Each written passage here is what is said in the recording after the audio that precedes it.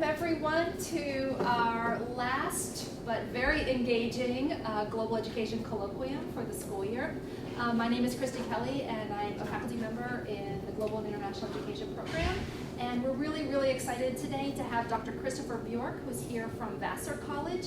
He is the Dexter M. Ferry Chair of Education, and he is author of several books, including Indonesian Education, and he's been co-editor of other books, including Education and Training in Japan, Educational Decentralization, Taking Teaching Seriously, and Japanese Education in an Era of Globalization.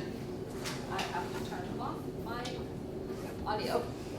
And he will be talking to us today about some really engaging research comparing accountability, education reform, and testing in Asia, across Japan and Indonesia. So for those of you online, you'll have an opportunity to ask questions. Just chat your questions in towards the end. And for people in the room, you're all familiar with this. We'll go back and forth between Q&A online and Q&A in the room. So thank you, Dr. Bjork. Thank you. So welcome everyone, thanks for coming. I know this is a really busy time of year and I appreciate you taking the time to come, and I'm excited to share this work with you. The research I'm going to share with you today is based on work I've been doing over the last 15 years or so in Asia, and most of it comes from a new book that I've just published called High Stakes Schooling.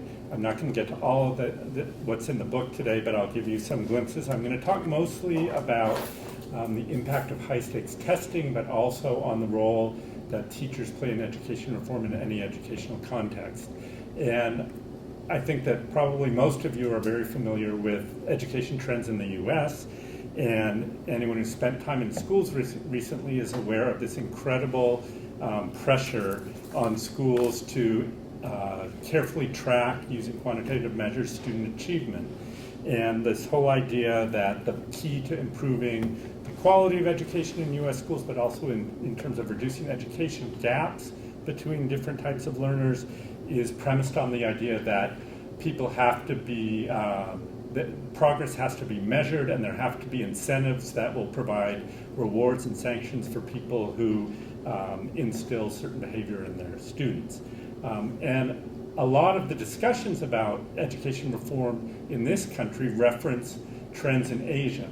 And that's because many Asian countries have consistently performed at the top of international achievement testing rankings, TIMSS, PISA, whatnot.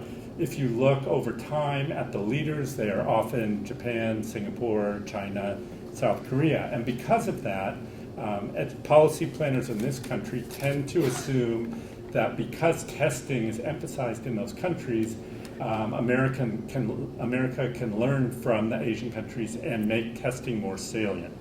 But what people often are unaware is the fact that in those very countries that are held up as models for education reform in America, education policy is actually moving in the opposite direction. At the same time that American education planners are trying to make learning more rigorous and hold people accountable, the move across Asia has been to try and reduce pressure, to make tests less important in policy and curriculum.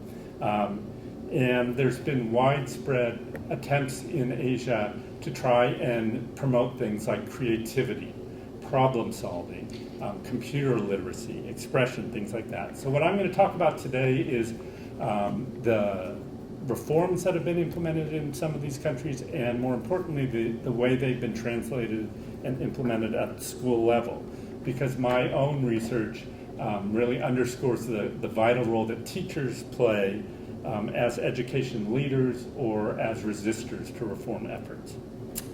So I'm going to start and talk mostly about what's going on in Japan, or what has been going on in Japan, because that's where I've done most of my research. For the last 20 years or so, I've been studying education and school reform in Japanese contexts. And people are often surprised when I tell them at the same time that Japan was being held up as an educational miracle, when people were flocking to Japan to try, much the way people are traveling to Finland these days. You know, in the 80s, Japan was a hot spot, and education planners, media consultants, reporters were trying to figure out what was going on in Japan that was making things work. But at the very same time that Western observers were flocking to Japan, within the country there was strong, harsh criticism of the way education was organized there. And there were some really important factors that were drawing harsh criticism of the schools. One was the pervasive appearance of social problems among teenagers in Japanese schools. So in the 80s and 90s, there was a lot of attention to things like bullying, school refusal syndrome, classroom collapse, violence against teachers. And those discourses didn't often get discussed in Western locations, but within Japan, there was widespread concern about those kinds of things. And also, in the late 1990s, for the first time, Japan's rankings on TIMSS and PISA scores began to drop. And as a result, in the 1990s, within Japan, the popular discourse centered on the idea that the Japanese education system was in crisis. And I find it really interesting. Is there any education system around the world that isn't in crisis? You know, everyone is facing these criticisms. So as a result of that, the Ministry of Education began to formulate what is known as what, in Japanese we say yutori kyoiku. It's a little bit hard to translate, but I use the phrase relaxed education. Here are the goals of these reforms. So the relaxed education reforms began to be developed in the early 1990s.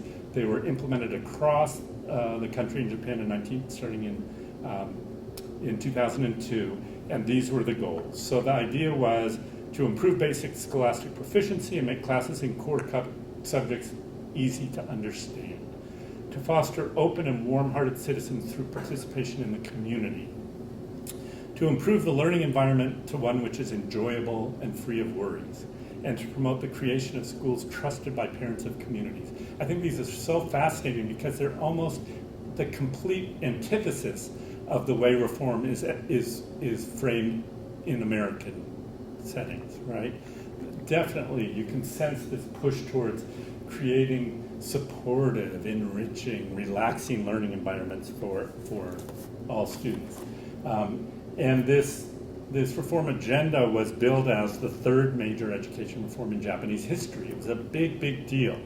So the first major reformation, or the first major reform effort in Japanese history occurred at the end of the 19th century during the Meiji era, when Japan opened up to the West and tried to import Western ideas into its schools.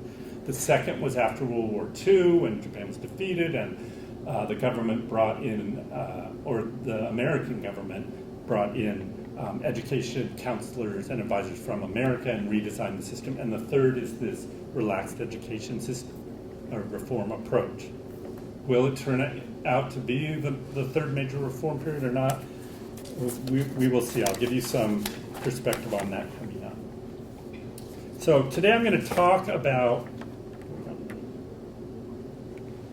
so here are the components of relaxed education. What does this entail? So starting in 2002, Japanese schools moved from a 6-day school week to a 5-day school week. Prior to that, all Japanese kids went to school on Saturdays. That was eliminated. They wanted to give kids more, what they say, time to grow, to spend time with their families, to play, to relax. But it was a major departure, and it was implemented in stages. The other was they reduced the contents of the national curriculum by approximately 30% so that teachers could explore the curriculum in greater detail. They wouldn't feel so pressured to cover material. They expanded electives in the middle schools and the high schools, so kids had more time to study subjects that they thought were really interesting. They could choose what they were going to study to a greater extent. A central component of relaxed education became what is called integrated studies. This is a new subject in the curriculum. The idea was to study subjects in interdisciplinary form, to study topics that each school could decide were important for their student bodies. They would teach things like local arts, or they might study businesses in the area, or I went to schools that studied rice planting because that was part of the history of that town. And then also integrated into this whole push for change was the idea that teaching should look very different. I bet if you think of kind of the stereotypical image of teaching in Asia, you might think of kids sitting in rows, very obediently listening to teachers, lecture, following. So the Ministry of Education, in response to that idea, was pressing teachers to include more student-centered learning, more activity-based learning, more independent student projects. So you can see that these relaxed education reforms are very comprehensive. They're trying to do a whole lot of different things at the same time. Okay, and so the underlying goals we went over before, and also undergirding all this was the idea that schools and communities should be more closely aligned. They were also specifically targeted at kids who were struggling in school. The idea was when learning is so test-driven, kids who are not higher achievers are left behind. So these reforms hopefully were going to make kids who weren't traditionally excelling academically do better in school. So what I found this really interesting, and when I talk to people, they seem really flummoxed by the idea, why would Japan, a system at the very top of the rankings, undertake such a challenging set of reforms, and what would the consequences be? It just seemed kind of counterintuitive that Japan would try and overhaul its system when they, at least from a Western perspective, were doing well. What I found, though, was that I talked to Ministry of Education officials. They had no idea about the impact of these reforms. So when I started doing this work in 2002, I spent a summer in Japan interviewing Ministry of Education officials and traveling around the country. I interviewed about 50 teachers to see what they had to say about them. And again, I discovered that Ministry of Education officials really didn't know. They would say, oh, tell us, we're curious, but they didn't have time to go outside of their offices to visit schools. So their impressions of the reforms were very impressionistic and also driven by newspaper accounts or stories in the media. So after I spent that summer, traveling around Japan trying to get a sense of what was going on, I did an extended ethnography in one area of Japan for about a year and a half. I visited 6 schools, 3 middle schools, 3 elementary schools, and I know that some of you are either finishing up or starting ethnographies. That was my approach. The whole idea was I wanted to see what these reforms were like at the school level from the inside.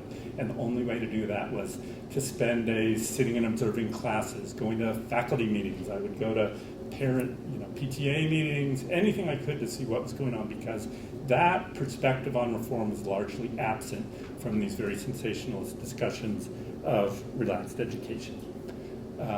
So these were the goals that kind of framed what I was doing. I wanted to learn how schools responded to the education reforms. How did the relaxed education reforms augment students' interest in the studies? The whole idea was to make kids more excited about learning.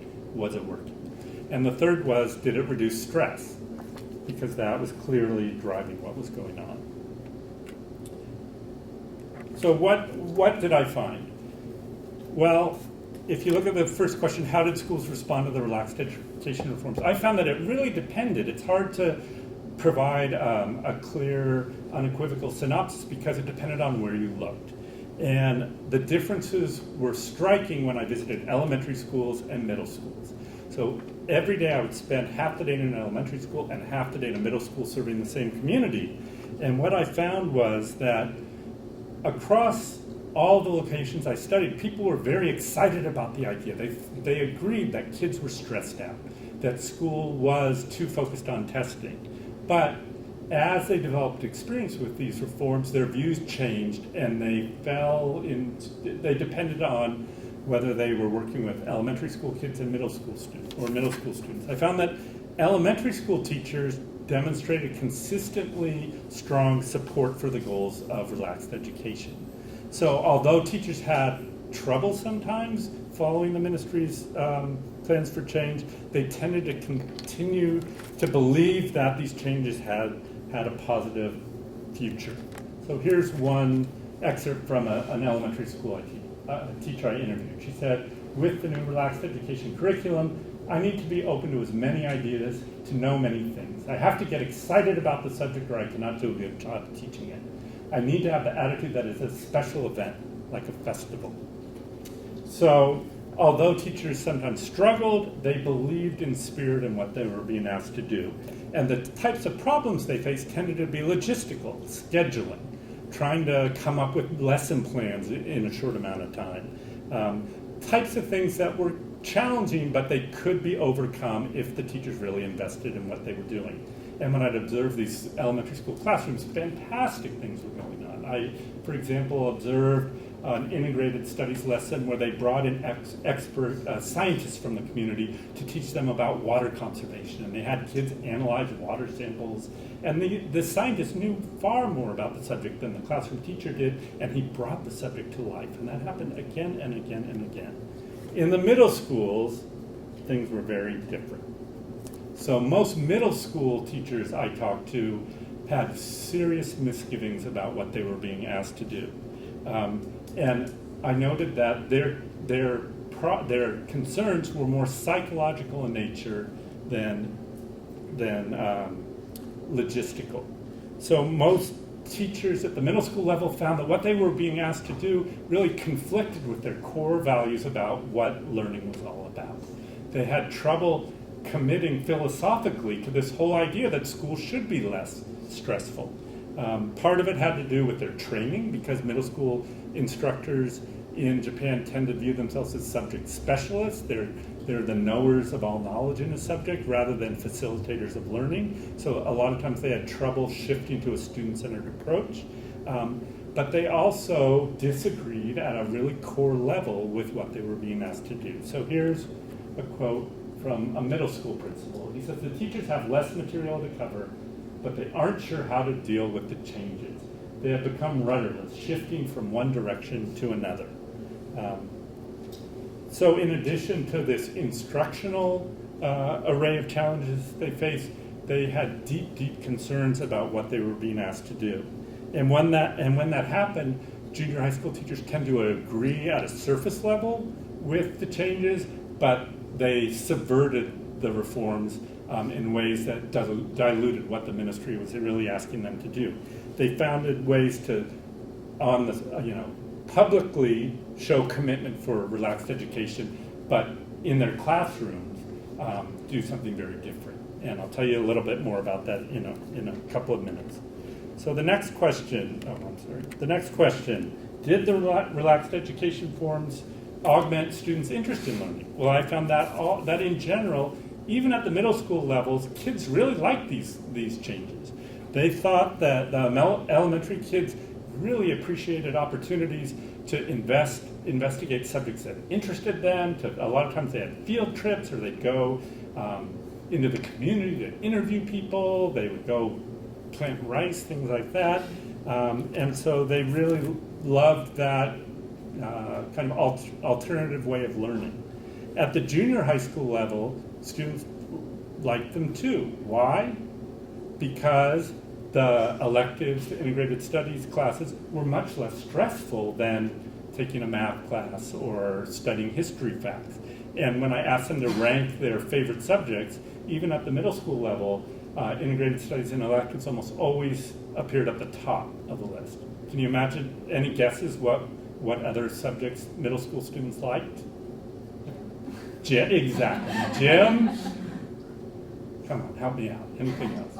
Art, music, that was it. Gym, art, music, integrated studies electives. So for them, this was a chance to kind of relax, study something that wasn't going to get tested in a high-stakes way, and they really valued those chances.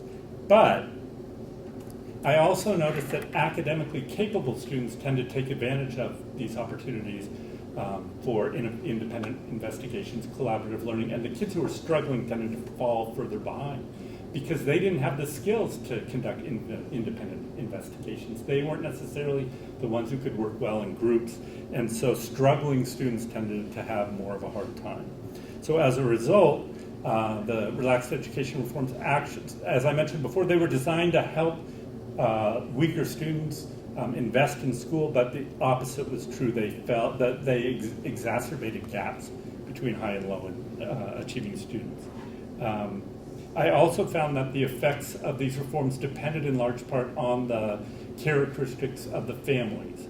So students who came from families who were really supportive of schooling, that would help them with their projects, that on weekends would take them to museums and things, tended to be firmly behind the relaxed education reforms, but students with families who maybe had two working families or whose parents didn't have college degrees didn't really know what to do, and so their kids struggled and didn't know where to turn to for help.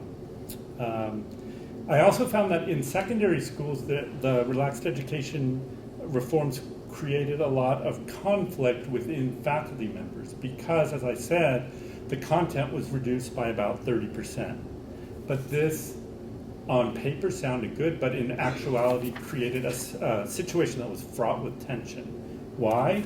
Well, teachers agreed with the goals of these reforms, but they had a hard time committing to them because, take a minute, think, why would teachers in middle schools have trouble committing to these? One thing I mentioned was they were being asked to teach in different ways. Can everyone just take a minute, think, why would a middle school teacher resist? Maybe 15 seconds. If you're watching online, write a couple things down. You mean in addition to having to change their teaching methods? Right. So instructional methodology was one challenge. What else? Well, how does it relate to test scores? And what were you saying? They have a structure where they actually had a novice teacher designation, apprentice teacher designation, a journey teacher designation, a master teacher designation.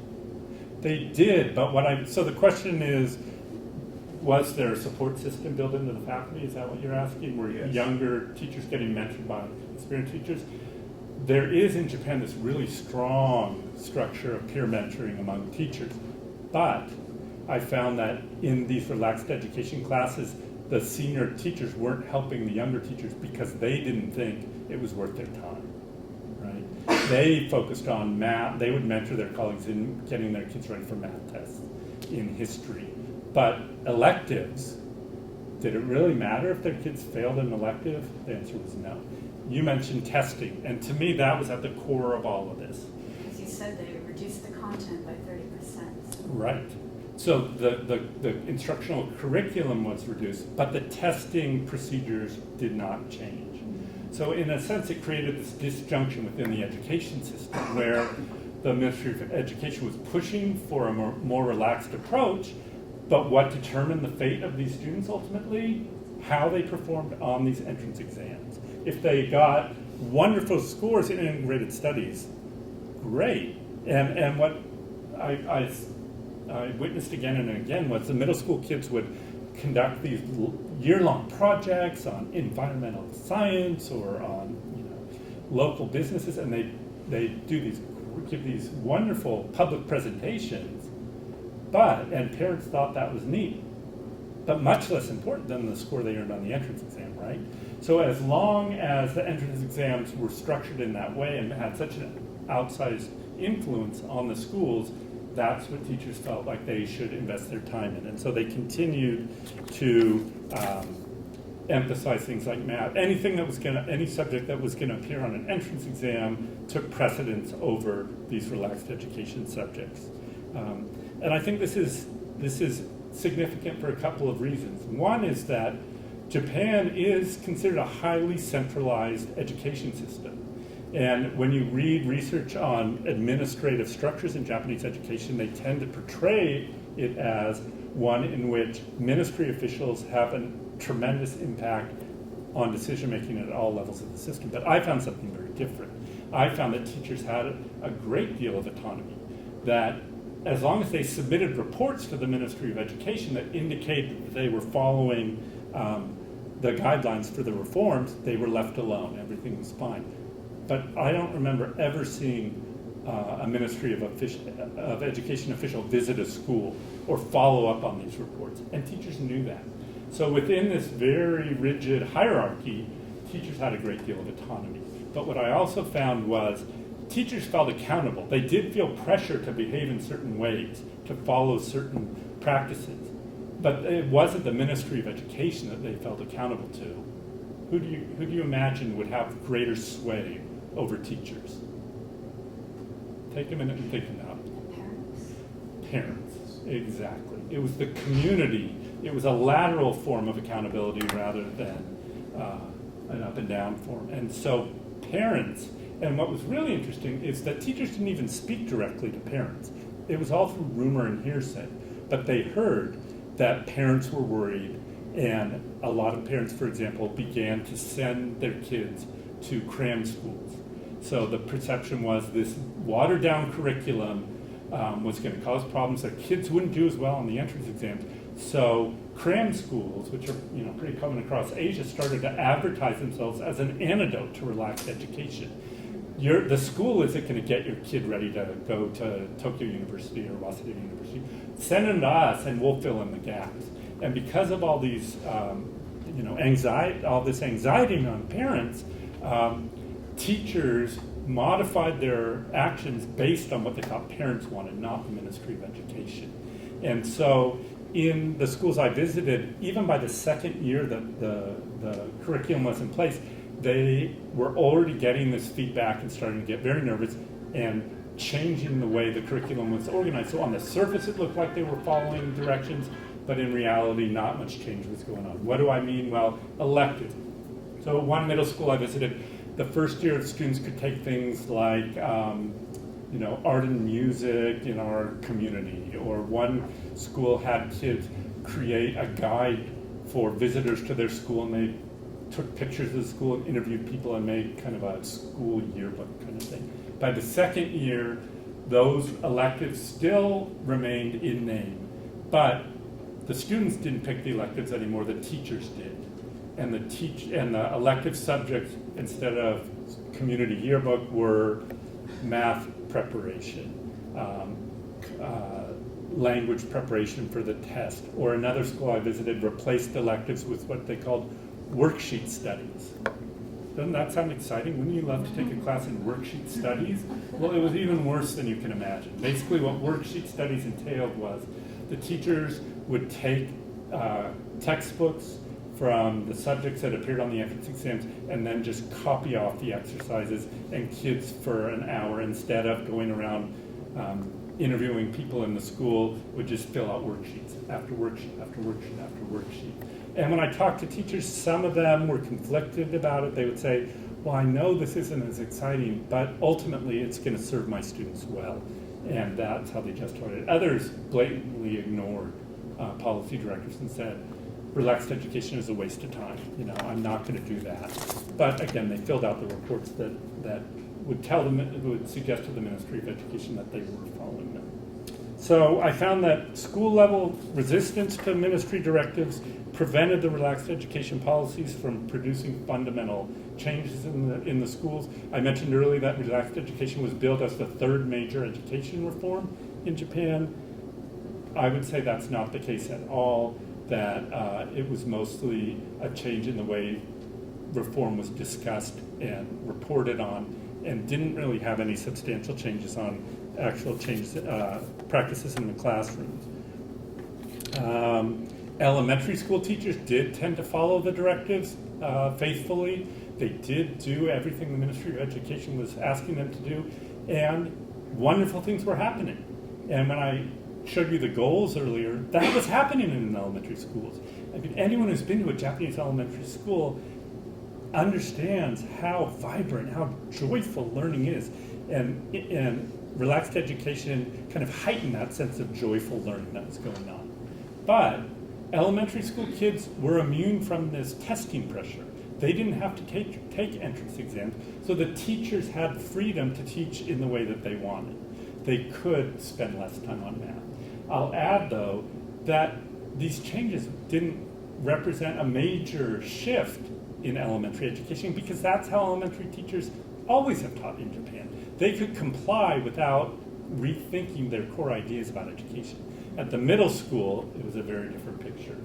The ministry was asking people to do one thing, the foundation of the school system wasn't changing, and middle school teachers were caught in the middle. And because they understood that entrance exams were going to continue to have such a strong influence on kids' fortunes, they pulled back and they resisted. They would claim to be doing one thing and in fact do something very different. Now, I don't know how familiar you are with education reform in other parts of Asia, but in conjunction with this study, I looked at what was going on in other parts of the region, and I discovered that what I talked about here is very common across Asia. Well, what do I mean? Almost every other education system that appears at the top of the PISA or TIMSS ranking was adopting remarkably similar reforms. So in China, they introduced something known as quality education. In Korea, a collection of reforms was introduced to reduce pressure. In Singapore, programs like Thinking Schools, Learning Nation were enacted. I'm not going to go over each of these reforms. I had trouble when I was writing the book because I started thinking I'll write a case study of each of these. But they started to sound so similar that I thought readers are just going to skip this because they're going to think they're rereading what they just read before, because the reforms are very, very similar in terms of goals and in terms of curricular change. So what are the common threads among all these reform agendas? In Japan, China, and Singapore, the ministry pushed to broaden the topics that children study and to make learning more relevant. They were designed to alleviate academic intensity. They encouraged students to use more student-centered active instructional methods, and they sought to equip students with 21st century abilities. You've probably heard that phrase, but it's a buzzword around Asia. The idea that that learning should involve critical thinking, creativity, the ability to communicate, and the idea is that these are the skills you need to work in a knowledge-based economy. And I'm not going to rather than present the findings of each study separately, again, that will be repetitive because the response was incredibly similar. What happened? In every country that I've mentioned, there was resistance to reform because, A, of the tradition of transmission-oriented instruction in systems where teachers were used to lecturing, where they were, they'd been socialized to be the center of all activity in the classroom. They had trouble changing their methods. In all those countries, teachers were conflicted about what they were asked to do. Also, something I haven't mentioned is all of these reforms expect teachers to spend a lot of extra time planning original material, coming up with their own, I wouldn't say textbook, but resources, because in most places there was no textbook to accompany the reforms, because the whole idea is teachers should come up with original, exciting materials themselves. But that takes a lot of time. And in all these systems, entrance exam pressure was powerful, and there were concerns that this was dumbed down curriculum.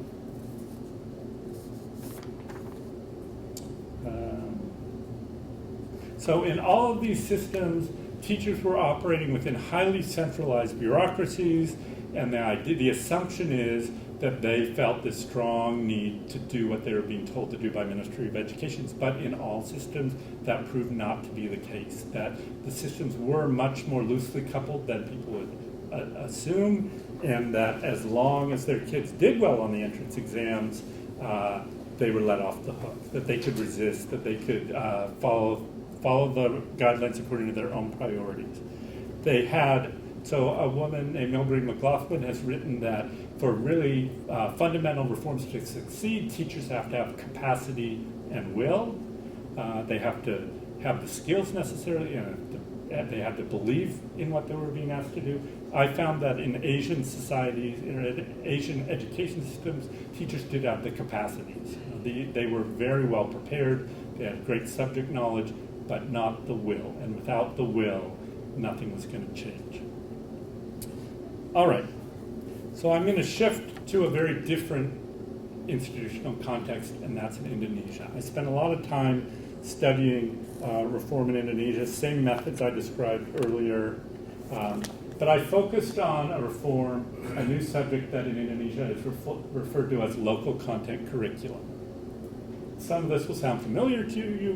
What was the local content curriculum about? The goals were to provide students with an understanding of their local culture, basic life skills, and to help them get income-producing skills. Another goal was to encourage teachers to use innovative pedagogical methods that would make students more active in the classroom, to transfer authority over the curriculum design to the school level. So this was part of a larger educational decentralization project. They wanted teachers to take responsibility and not just follow orders, to create tighter links between curriculum and local conditions, and to top it off, to reduce dropout rates. So the thinking was, if this curriculum, this vibrant curriculum was implemented as envisioned, kids would stay in school longer because they were worried about the transition rate, mostly from middle school to high school. Okay, so at the end of the 20th century, this new subject was introduced. It was supposed to take up 20% of the whole of the national curriculum. The Ministry of Education really put itself behind the local content curriculum, and they gave local school districts a great deal of autonomy to decide what the local content curriculum would look like. So each school could decide what subjects would be included. Similar to Japan, teachers were given the authority to come up with new units, new lessons, anything that would make the learning come alive for students. The government deliberately did not publish textbooks because it wanted teachers to assume authority over the curriculum. And again, this sounds probably, hopefully to you, a little bit like what I've described in other Asian countries. So I spent about 2 years in Indonesia. First, I set myself in the capital and talked to Ministry of Education officials. And as was true in Japan, these ministry officials had no idea what was going on in the schools. They could speak with remarkable accuracy about what policy documents said, but they really had no idea what was going on in the schools. Few of them had ever visited a school, and they really had no incentive to, because they were so connected with high-level education officials and with funding organizations, people at the World Bank, USAID, things like that. So what I found when I spent this year and a half in the schools was that very little had changed. That the schools were submitting reports that indicated change, but in actuality, the changes were remarkably minor. Teachers would rename courses to fit the policy prescriptions. They would present topics in different sequences, and they thought that was a major change. They would come up with some new materials. Or one of my favorites was, I said, so part of this was active learning, and I would talk to teachers and I'd say, well, what exactly is more active in the way that you teach the local content curriculum? And the number one response was, we assign more homework. I couldn't quite understand how that was considered, made students more active, but they really believed that that was a major change. So although a confluence of factors were preventing teachers from changing their methods, the obstacles to reform in Indonesia were not at all like what I described in the East Asian countries. What I found was that teachers did not follow these changes because of political context. So the whole Indonesian education system was basically formed after World War II. And at the time that it was formed, the government was barely getting by. It was a very precarious situation, and loyalty was valued above all things. So when the modern education system in Indonesia was founded, loyalty was the key to long-term employment. And teachers viewed themselves as civil servants rather than educators. So when I would interview teachers and say, what's your job? They wouldn't say teacher, they would say civil servant. And the methods of assessing teacher performance, the way of rating, the way of determining status were almost entirely based on characteristics of nationalistic civil servant-driven society. So for example, the forms used to evaluate teachers were the same forms that they used to evaluate postal workers, tax collectors. There was nothing on that form that had anything to do with teaching. Loyalty and obedience were number 1 and 2. And teachers learned that the safest way to carry about their work was not to make waves, was to come to school in their uniform and not do anything that was going to muddy the water. So this whole reform was designed to give them more autonomy, to give teachers power. But I discovered that teachers didn't want that power. It was risky to them. It was much safer to simply say they were changing when in actuality nothing was happening below the surface level. And in the other Asian countries I've mentioned, there was this lateral accountability to school communities and to parents. In Indonesia, parents have never had a say in education. Their views haven't been valued. At one school I visited, parents weren't even allowed to enter the front gate because that was seen as disrespectful. So there was no sense of obligation to parents or to students. And as a result, they disregarded all these recommendations and taught the way that they used to always teach. And there was stasis that translated into lack of change. So the government was indicating that it was expecting educators to follow a new set of norms, but the government itself wasn't changing, the set of rewards and sanctions wasn't changing. And when they were faced with this tension, teachers clung to the tried and true. They weren't willing to try something that might be risky or that entailed extra work. So I know I'm getting to the end of my time. I just want to conclude with some lessons we can glean from all of these case studies. One is that even in highly centralized education systems, educators do have the ability to challenge authority. And so as long as it's not blatant, as long as the people that they work with most closely are not upset with them, the systems within apparently centralized systems are pretty loosely coupled. And that's true of all the countries that I visited. As I mentioned before, teachers need two things to implement reforms according to plan. One is capacity and the other is will. In the East Asian countries I visited, teachers had great capacity but lacked the will. In Indonesia, they lacked the capacity and they lacked the will, so they were in this double bind. A bigger issue is the whole notion, or the influence of teaching cultures, and that's something I hope you'll think carefully about. And that's the idea that teaching cultures develop over long periods of time, and they fit the cultures in which they are enmeshed.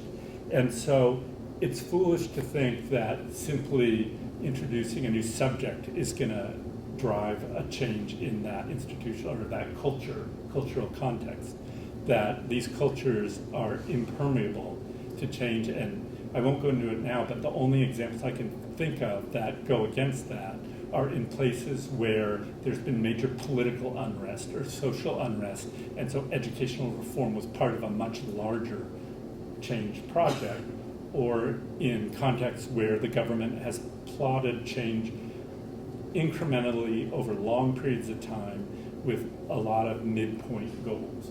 In the countries I've mentioned to you today, that hasn't been the case. The idea was fundamental change quick, and when the goals weren't met, the commitment to those reforms fell away. Another is that, and this is to circle back to this whole notion of education reform in the United States, I want to emphasize this because I think the US is in this really important time period now where high-stakes testing is starting to get integrated into the culture of teaching and learning. And I think that's really dangerous because in all the systems I've studied in Asia, once high-stakes testing becomes institutionalized, it's very difficult to reduce its influence because people within the system make decisions based on the concrete rewards that it offers, and if testing is at the center of that, behavior becomes kind of established in a way that's very difficult to alter.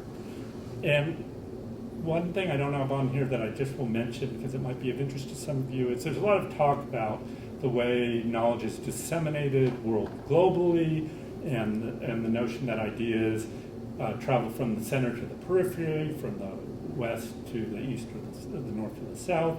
And I think that these Asian case studies are really interesting because they indicate that all information doesn't flow in one direction, that there are these pockets, kind of these sub-centers of power that develop their own ways of thinking and support each other and come up with ideas. So I would say that in Asia is connected to world systems, but it's its own subsystem in some ways, and the professional development that teachers go through is not the same that's true in the US or Australia or England, that they do get together and come up with their own thoughts. So I think I'll end there so we have time for questions. Thank you for listening. I'm happy to have a discussion with you or to answer specific questions. Thank you so much. We have plenty of time. Questions in the room. Rebecca. Yeah, I have a few questions. Things I like your lessons learned. I've seen some similar things in China. And I think one of the things you mentioned was the relationship between testing and kind of, teaching cultures develop over long periods of time to fit the cultures, but you didn't mention necessarily what the students are used to. So for example, I've seen a lot of, I always find it fascinating that like the World Bank and all of these agencies are always promoting student-centered learning, but oftentimes the students aren't used to it or responsive to it. Right. In particular contexts, because they want to be lectured to, that's what they have been exposed to. So I wondered if that might have been a factor in the middle school teachers' problems, whereas the elementary school teachers Right. wouldn't have that problem because the kids haven't been enculturated yet necessarily. Or they've been enculturated into a student-centered Right, active exactly, that's what I mean. environment. Yeah. Yeah. But I also wanted to know what kind of training do the teachers get? Yeah. So a couple of thoughts. One is that teachers did face difficulties because I would say, I don't know if it was that students didn't like that way of learning, but they didn't respond in the way that teachers expected them to. I'm thinking of one middle school where I visited, and at most middle schools there were a handful of teachers who really tried hard to implement these reforms, according to guidelines. And so, for example, and a lot of teachers didn't even try. They just immediately thought this is not in our best interest. But I was at one middle school, there was a science teacher, and he tried to come up with hands-on lab experiments that would excite kids' interest in science. And so he developed a lab where they created Japanese lollipops, and they had to create chemical reactions that would form these lollipops, and they'd understand the science behind it, and then they could eat the lollipops. It sounded great. Yeah. But what he found was, and it was almost painful to watch, I felt so bad for him because he spent so much time developing this lab, and then what happened was the top students were doing just what he wanted, and they were doing the science experiments and talking about it, but the kids who didn't really like science were all sitting in the back just joking around. Or they would kind of play with the lollipops, but they didn't think about the science at all, and the whole thing kind of fell apart. And he was so frustrated. And he came to me and he said, I don't know what to do. And I empathized with him. And by the end of the year, he had given up totally. So I think that the students liked having these new opportunities, but they didn't necessarily do what the teachers wanted. And they definitely, as a result, they didn't acquire the skills that they were designed Right, that's a better way to promote. Yeah. But then there were other teachers who would just lecture the whole time because it was too scary. Mm-hmm. Imagine if you've lectured your students for 20 years, Yeah. they sit and listen and do what you, and then suddenly you ask them to form groups or to do their independent investigations. I mean, It I've takes a had- different kind of teacher. I've had that experience teaching in China because the expectation was always that I would lecture, even teaching English. Yeah. I mean, even the English teachers lecture. Yeah, and then So- compounding this, sometimes were issues related to materials and money. I remember going to, watching a class in a junior high school in Indonesia, and the class sizes were 60 and 70 kids. And so I observed an auto mechanics class where this young teacher was asked to come up with a hands-on experiment in auto mechanics for 70 kids. What did he do? He put an engine on the table and he pointed out it was just so overwhelming that he was destined for failure. So did they get training then? And almost it depended on the country. In some countries, there was help like for example, in Japan, they would have national conferences. Almost every school that I visited spent a year studying the curriculum and coming up with the topics and the themes. They took it really seriously. In other countries, for example, in Indonesia, I went to a conference that was designed to provide teachers with the skills they needed to teach this way, and it all again gets back to local culture and this notion of hierarchy and authority and power infused everything. So I went to a professional development workshop that took maybe 2 or 3 days, and I'll never forget the person leading the workshop starting off saying, okay, all of you teachers, what do you think would be effective methods to teach this curriculum, form groups? And the teachers were so excited. I mean, and they came up with all these great ideas of how they could teach in really engaging ways. And then the leader started a discussion and said, what do you think? No, that's not right. The actual way you should do it is this, and this. What do you think? And he'd invite, and by 10 or 15 minutes later, teachers just gave up because the notions of authority had pervaded the way of thinking and acting to the extent that people in authority couldn't give up the power they had, and the teachers, as a result, gave up as well. Does that answer your question? Okay. I had a question about, back to the policy level side of it. With the high stakes testing and the entrance exams and everything, was there any policy level discussion to change the testings to fit this reform?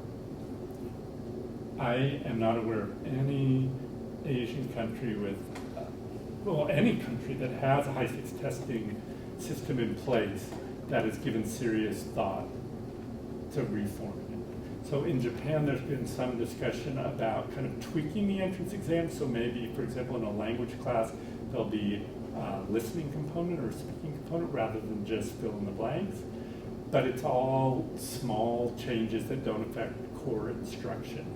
And teachers know that. And if I'm going to argue it from the other side, I would say, just imagine what would the effects be on that system if they got rid of entrance exams. That would, have huge reverberations. From my perspective, there would be potential for some really exciting things to happen. But institutionally, it's just too dangerous, right? So, short answer to your question is no. These entrance examinations are not changing. I don't know of any country that's put them in place and then got rid of them. I have a question about the principal's role in all of this. So you talked a lot about in both of these contexts, the teachers who were resistant to these policies. So I'm curious as to how the principal negotiated that. And I'm not familiar enough, I guess, with how the hierarchy works there. So the principal's accountability to the policymaker. So if you could talk a little bit as to how the principals kind of negotiated their own teachers, knowing that their own teachers are kind of resisting and subverting, and also their accountability. I'm so glad you asked that question because it kind of gets to the root of a point I think is instrumental here, and that's the role of the principal was shaped largely based on the socio-political context of the education system. So in Japan, the principal tends to be cast as kind of a figurehead who's linked to the outside community, who's supportive and helpful, but not hands-on, not involved in a hands-on way in learning and instruction. So the principals tend to be very supportive, and I've interviewed so many principals who say, I feel badly for the teachers. They have to work so hard. All these changes are creating difficulties for them. They're struggling. And I'll add that middle school teachers in Japan work incredibly hard. I would go home at 7, 8, 9 o'clock, and most teachers would still be there. And so the principals were very sympathetic. But there wasn't a whole lot that they could do other than to be emotional supports, right? And so and they were aware of this resistance and in a way supported it. So a lot of the administrators were behind this changes that diluted the goals of the reform. In Indonesia, on the other hand, principals are seen as authority figures completely disconnected from teachers. So the principals typically had offices not even connected to the faculty rooms. They were government officials who weren't actively involved in what went on in the schools, and so they didn't really have much to do with this. All they had to do was submit the reports. So they didn't even support the teachers. But because of notions of authority and power and whatnot, the teachers were kind of left on their own. They didn't have anyone to turn to. Do you have any questions online, Regis? No. Have you been able to share some of your findings with government officials or policymakers?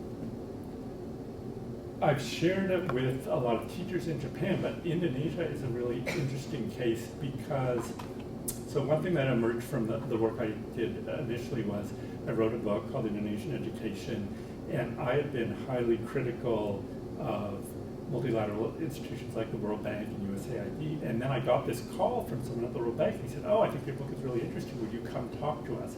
And my initial reaction was, no, I'll never do that.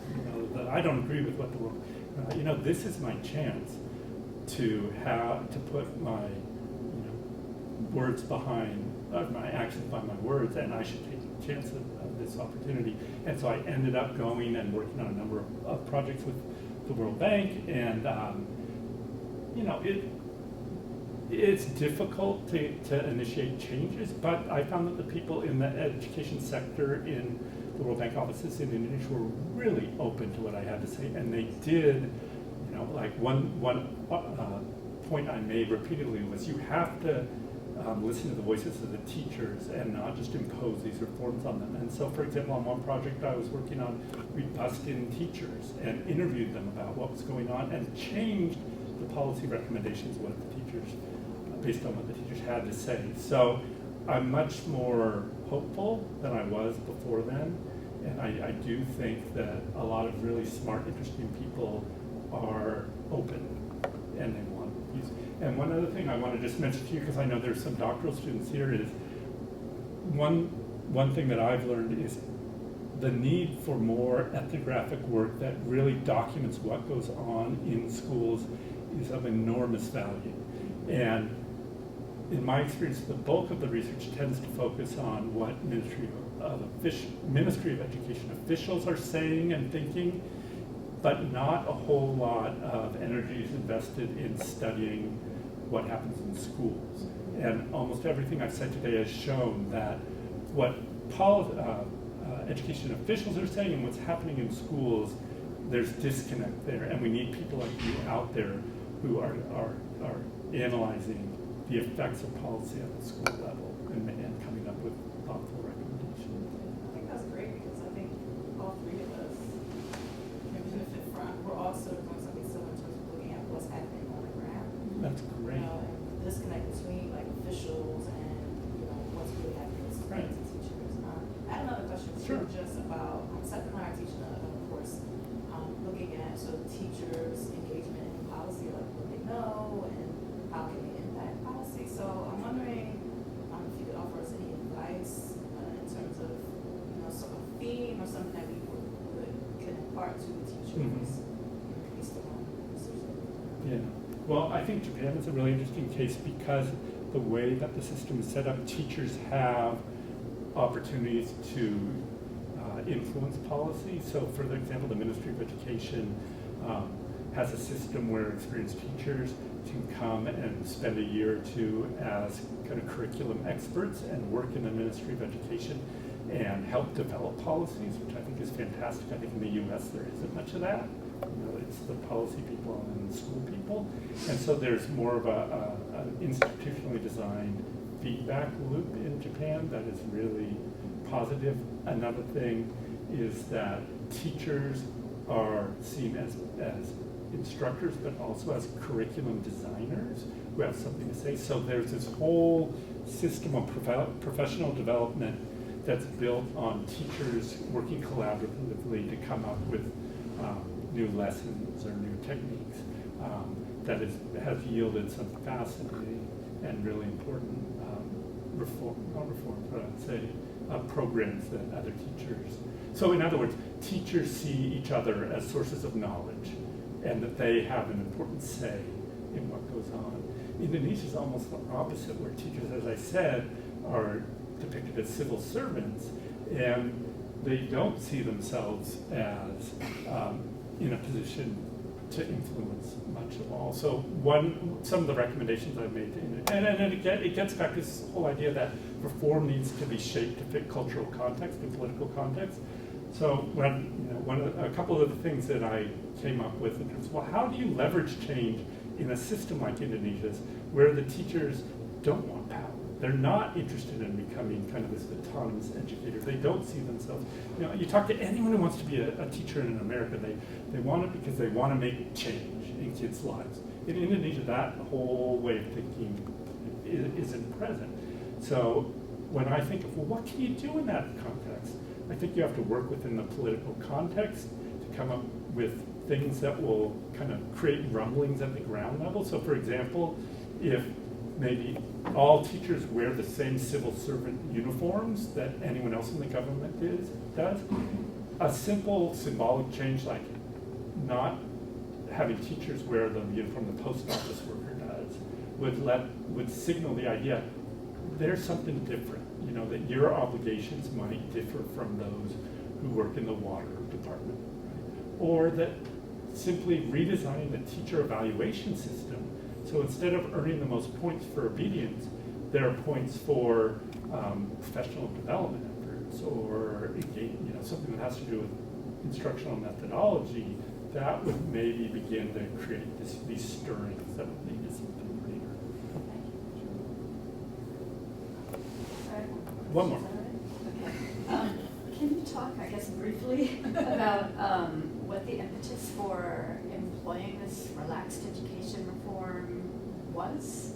I mean, if they're already, Japan in particular is already considered a high-performing Right. education system. And Right. Well, in all of the East Asian countries I've discussed, it's been a response to harsh criticism from the public. So lots of reports in the newspapers, in TV about teen suicide, about kids who refuse to go to school, about kids who are having emotional difficulties, and those difficulties were often linked to stresses related to schools. So there was a strong push among certain segments of the population to cut down on that stress. But not everyone agreed with that. So there were lots and lots of parents who said, you've got to stop. And for example, in Korea, there was a report by UNESCO that said that the test system was a human rights violation. It was so extreme. So there are these progressive voices pushing for change. But in almost every country, there's this counterforce of people concerned that if you implement these kinds of reforms, it will dilute the academic program, that the kids will emerge with, they'll like playing with their friends, but they won't have core academic skills. And even in Japanese elementary schools, there were teachers who would say, I don't know about, reducing the curriculum. We need to have a strong core curriculum. So that was the impetus.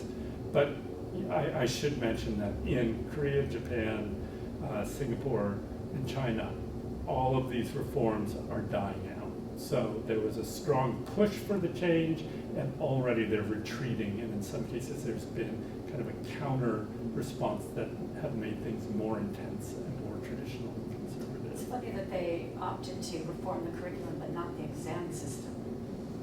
I think that the exam system is so tightly ingrained that no one dares touch it. There's a lot of talk about it. People have suggested it, but no meaningful action. Thank you. Thank you, everyone, for engaging in conversation. Thank you, Dr. York, for helping us to end the year on a big bang. For those of you online and in the room, I invite you back. We start up in September with next year's Colloquium series. Thank you all again. Jennifer emailed a question, which I guess I can ask after. Yeah, and those in the room are welcome to stay for some more time. Thanks. I'll read you her question. She said she was online, but there wasn't enough space to put the whole question in. Like the earlier question, I also wondered about interest in reforming college entrance exams among policymakers and have a follow-up. In China, policymakers discuss changing the college entrance exam or opening new avenues to university. The rationale for keeping the college entrance exam is also seen as practical in terms of distributing university spots to students where demand is high and supply is limited, and also rooted in culture and history. Exams are viewed as a fair way to distribute Exactly. these spots. Right. So can you speak to the specific concerns in the Japan context? I have a quick answer in that it's almost the same in Japan as she's described. And the entrance exam system is seen as egalitarian Right. because everyone has an equal chance, at least in theory, of earning a high score and getting a spot at University of Tokyo or Kyoto University. Whereas if they moved to, say, an more American style system, that would open up all these chances for wealthy parents to create advantages for their kids. So that's one thing. Another comment is that in Japan there has been, some universities have come up with different ways of looking at applicants, but they tend to be the non-competitive schools because they have to do something different or they're not going to have enough students to continue. But the high-level school, think about it, the top universities are there for a reason. They want to protect the power they have, and so they're not going to do anything different that might jeopardize their position on those rankings, because in Japan and also in China, the name counts more than almost anything. Your position on that hierarchy is what's going to ensure your survival. I hope that answers your question. I guess she's still on. Is it still on or is it off? Is it still on? Yeah. Okay. Thank you. Thank you.